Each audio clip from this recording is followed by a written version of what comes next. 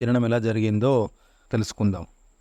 ఒకసారి కంసుడు తన చెల్లెల దేవకిని, ఆమె భర్త వసుదేవుడిని తన రథంలో కూర్చోబెట్టుకొని ఇంటికి తీసుకువెళ్తుండగా ఉన్నట్టుండి ఆకాశవాణి నుండి కంస, నీ సోదరి అష్టమ గర్భం నేను సంహరిస్తుందని హెచ్చరిస్తుంది. కంసుడు ఆ హెచ్చరిక సహించరానిదిగా తోచి కలవరపడి భయపడి అతని వివేకం అంతరించిపోయి సోదరి పట్ల ఆమె భర్త పట్ల ఉన్నంత ప్రేమంతా హరించుకుపోయి అంతులేని కోపంతో వెంటనే ఒర నుంచి కత్తి చూసి దేవకి దేవుని చంపబోయాడు. అది చూసిన వసుదేవుడు హడలిపోయి కంసుని కోపానికి ఏదో విధంగా ఉపశమించేయాలని చెప్పి చివరిగా, నా భార్య వల్ల నీకు ఎలాంటి ఆపద లేదు, కానీ నా పుత్ర సంతానంతోటే కదా నీకు మరణముందని ఆకాశవాణి చెప్పింది. ఆ మాటల మీద నీకు నమ్మకం ఉండే పక్షంలో నీకు భయం లేకుండా ఉండేందుకు ఈమెకు పుట్టే పిల్లలందరూ నీకు అప్పగిస్తానని మాటిస్తాడు. ఆ ఆలోచన నచ్చిన కంసుడు వారిద్దరిని ఆ రోజు వదిలేస్తాడు. ఆ తర్వాత దేవకి వసుదేవులకు కీర్తిమంతుడు అనే కొడుకు పుడతాడు. వసుదేవుడు ఆ పశువాన్ని పుట్టిన వెంటనే తీసుకెళ్లి కంసుడికి అప్పగిస్తాడు. వసుదేవుని సత్యనిష్టకు సంతోషించి, బావా, ఇతని వల్ల నాకు కలిగే అపాయం ఏమీ లేదు, వీడిని నువ్వు తీసుకెళ్ళు, మా సోదరికి కలిగే 8వ పిల్లవాడిని మాత్రం నాకు అప్పగిస్తే చాలు, అతడిని చంపి నేను నా చావును తప్పించుకుంటానంటాడు కంసుడు. ఆ తర్వాత ఒకసారి నారదుడు కంసుడి మందిరానికి వెళ్ళి రేపల్లలో ఉన్న నందుడు, అతని భార్యలు, పుత్రులు, బంధువులు, వసుదేవాదులు దైవంశ సంభూతులని విర్పాటు ఋషుడు వాసుదేవుడు రాక్షసులను సంహరించేందుకు దేవకి గర్భాన పుట్టబోతున్నాడని చెప్పాడు. దాంతో కంసుడు కలవరపడ్డాడు. నేరుగా వెళ్ళి దేవకి వసుదేవులకు పట్టి బంధించాడు. అంతవరకు కలిగిన బిడ్డల 6గురిని నిర్దాక్షిణ్యంగా కత్తికి ఎరవేశాడు. యాదవులతో పగపెంచుకొని యాదు భోజ బంధుకులను అధిపతి అయిన తన తండ్రి ఉగ్రసేనుడిని చెరసాలలో పెట్టి సింహాసనాన్ని ఆక్రమించాడు.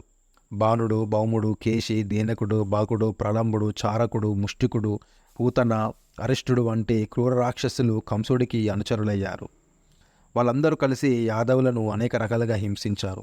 ఆ బాధలు భరించలేక చాలామంది ఆ మధురాపురాన్ని వదిలి నిషిధ, కూరు, కోసల, విదేహ, విద్బర, కేకయ, పంచల దేశాల్లో తలదాచుకున్నారు. కొందరు కంసుడితో సఖ్యంగా ఉంటూ అతన్ని ఆశ్రయించి బతికారు. అయితే దేవకి 7వసారి గర్భవతి అయింది.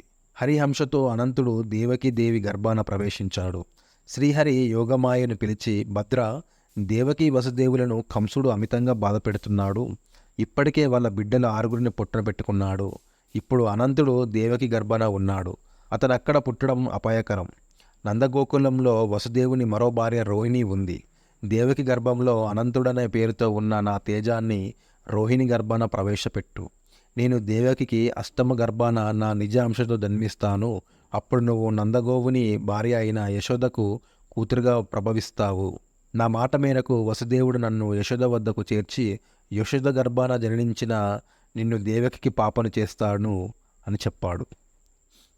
యోగమాయ శ్రీహరికి వినయంగా నమస్కరించి భూలోకానికి చేరింది. దేవకి గర్భంలోని అనంతుడు అంశను రోహిణి గర్భంలో ప్రవేశపెట్టింది. ఆ వెంటనే దేవకికి గర్భం త్యుచమైంది. అనంతుడి అంశతో రోహిణికి బలరాముడు జన్మించాడు. తర్వాత కొంతకాలానికి భూభారాన్ని తొలగించేందుకు శ్రీమన్నారాయణుడు దేవకీదేవి గర్భాన ప్రవేశించాడు. దేవకీదేవికి అది అష్టమ గర్భమన్న విషయం కంసుని స్ఫురణకు వచ్చింది. ఆకాశవాణి పలుకులు యథార్థం కాబోతున్నాయని గ్రహించి నిలువెల్లా కంపించాడు. చెల్లెల్ని చంపటమా మానటమా అన్న సంశయం కూడా కలిగింది. ఆడదాన్ని వధించడమే పాపం, అందులోనూ చెల్లెల్ని, పైపెచ్చుకు నిండు చూలాల్ని చంపడం సర్వసంపదలు హరిస్తాయి, కీర్తి నశిస్తుంది. శ్రీహత్య పాతకానికి పాల్పడ్డవాడు బతికి ఉండి కూడా చచ్చినవాడిగానే పరిగణించబడతాడు అని ఆలోచించి చెల్లెల్ని చంపకుండా నిర్ణయించుకుంటాడు. దేవకికి ఈసారి పుట్టబోయే పిల్లవాడిని మాత్రం పురిటిలోనే చంపాలని తీర్మానించుకున్నాడు. అప్పటి నుంచి అనుక్షణం అప్రమత్తంగా ఉండడం ప్రారంభించాడు. దేవకికి 9 మాసాలు నిండాయి.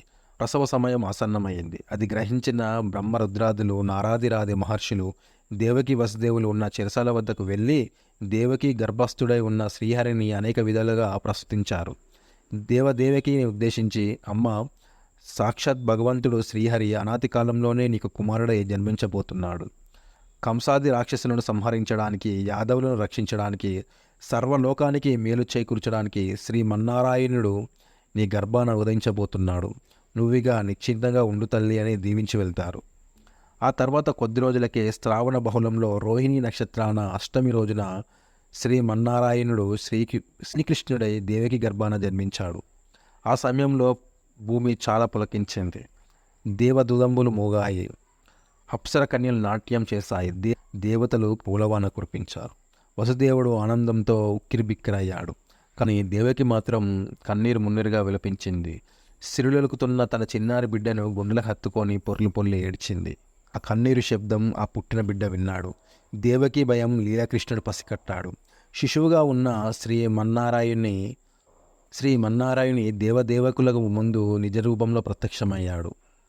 నీలమేఘం వంటి శరీరకాంతిలో విశాల నేత్రాలతో, కౌస్తుభానులతో, శంఖచక్ర గదలతో, 4 చేతులతో, సువిశాలమైన వక్షస్థలంతో, మణిమాయ రత్నహారాలతో, కిరీట కుండలాలతో వెలిగిపోతూ దర్శనమిచ్చాడు. ఆ పురాణ పురుషుణ్ణి చూసి దేవకి వసుదేవులు అమితానందం పొందారు. ఆది విష్ణువు వాళ్ళకు అభయమిస్తూ, ఇప్పుడు మీరు కంసుని గురించి కానీ అతని అనుచరుల గురించి భయపడాల్సిన పని లేదు. విశ్వమంతా ఇప్పుడు యోగమాయ ప్రభావంలో ఉంది. మరికొంచెం సేపట్లో యోగమాయ వ్రేపల్లెలోని నందుని భార్య యశోదకు కుమార్తెగా పుట్టబోతుంది. నేను నా నిజస్వరూపాన్ని ఉపసంహరించుకున్న వెంటనే నన్ను నందుని ఇంటికి చేర్చి అక్కడ పుట్టిన యోగమాయను ఇక్కడికి తీసుకురాండి. అది అసాధ్యమని భయపడకండి, అంత సవ్యంగానే జరుగుతుంది అని చెప్పి దేవకి వసుదేవులు చూస్తుండగానే మళ్ళీ పసిపిల్లవాడిగా మారిపోతాడు మన చిన్ని కృష్ణుడు.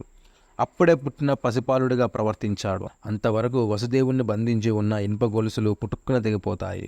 వసుదేవుడు కూడా ఆశ్చర్యపోతాడు. వెంటనే శ్రీహరి ఆజ్ఞ ప్రకారం ఆ పసిపిల్లవాని చేతులకు తీసుకొని మెల్లగా ద్వారబంధం వైపు నడిచాడు. తలుపులు వాటంతట అవే తెరుచుకోసాగాయి. కావలి వాళ్ళు గాఢ నిద్రలో ఉన్నారు. అదంతా విష్ణుమాయ అని వసుదేవుడు గ్రహించాడు. ఇంతలో వర్షం ప్రారంభమైంది. పసివాడు తడుస్తాడని వసుదేవుడు భయపడ్డాడు. కానీ ఆదిశేషుని పడగలు విప్పి ఆ పసివాడిని కప్పి తన వెంట వచ్చాడు. అంతే, మంత్రముగ్ధుడి మాదిరి సాగిపోయాడు వసుదేవుడు. నడిచి నడిచి యమున నదిని సమీపించాడు. శ్రీహరి శిశురూపంలో తనను సమీపించాడని యమున తెలుసుకొని సంతోషంతో ఆనందించి వెంటనే 2గా చీలి వసుదేవునికి దారినిచ్చింది. వసుదేవుడు చిన్ని కృష్ణునితో నందగోకులం చేరుకున్నాడు. సరాసరి నందుడి ఇంటికి వెళ్ళాడు. అందరూ నిద్రలో ఉన్నారు. నేరుగా పురుటి గదిలోకి వెళ్ళాడు. యశోద పక్కలో తాను తీసుకున్న శిశువును పడుకోబెట్టి ఆమెకు పుట్టిన పాపను తన చేతుల్లోకి తీసుకొని ఒక్క క్షణం తన బిడ్డ వంక తదేకంగా చూస్తూ చెమ్మగిలిన కళ్ళతో గిర్రున వెనక్కి తిరిగి బయటకు వచ్చాడు. నడుస్తూనే ఉన్నాడు, కానీ తన మనసంతా కూడా ఆ చిన్ని కృష్ణుని మీదనే ఉంది. మళ్ళీ ఆయన కారాగారం చేరుకోగానే తలుపులన్నీ మూసుకున్నాయి. తను తెచ్చిన పాపను దేవికి పక్కన ఉంచగానే వసుదేవుడి చేతులకు మళ్ళీ సంఖ్యలు పడ్డాయి. అంతలో పాప ఏడ్చసాగింది. ఆ ఏడుపుకు కావలి వాళ్ళు మేల్కొన్నారు.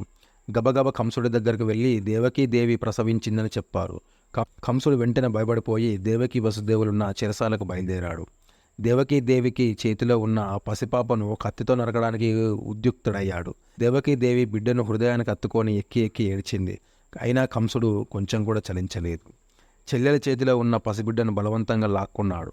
పాపగాళ్ళు పట్టుకొని గిరగిర తిప్పి పైకి ఎగరేశాడు. ఆశ్చర్యం, ఆమె కింద పడలేదు. అంతకంత పైకి వెళ్ళింది. అలా వెళుతూ క్రమంగా రూపం మార్చుకుంది. 8 చేతులతో, దివ్యాస్త్రాలతో, శూలలతో శక్తి స్వరూపునిగా గోచరించింది. అది చూసి కంసుడు హడలిపోయాడు. ఆమె అతన్ని ఉద్దేశించి, నువ్వు దుర్మార్గుడివి, పసిబిడ్డలన్న కనికరమైన లేకుండా దేవకికి పుట్టిన 6 సంహరించావు. ఆడపిల్లనని కూడా అనుకోకుండా నన్ను హింసిద్దామనుకున్నావు. నిన్ను హతమార్చే వీరుడు పుట్టాడు, తొందరపడకు, అతను నిన్ను సదనానికి పంపిస్తాడు, ఇది నిజం అని చెప్పి అదృశ్యమైంది. అది విని కంసుడు తనకు చావు తప్పదనుకున్నాడు. శ్రీ మహావిష్ణువే తనను సంహరించేందుకు ఎక్కడ పుట్టి పెరుగుతున్నారన్న భయం కంసుడిలో ఎక్కువయ్యింది. ఇలా శ్రీకృష్ణుడి జనం జరిగింది. థ్యాంక్ యూ ఫర్ వాచింగ్ అండి. నెక్స్ట్ ఎపిసోడ్లో మరింత ఇంట్రెస్ట్ అయిన ఒక మంచి ఎపిసోడ్తో మీ ముందుకు వస్తానండి. Thank you for watching.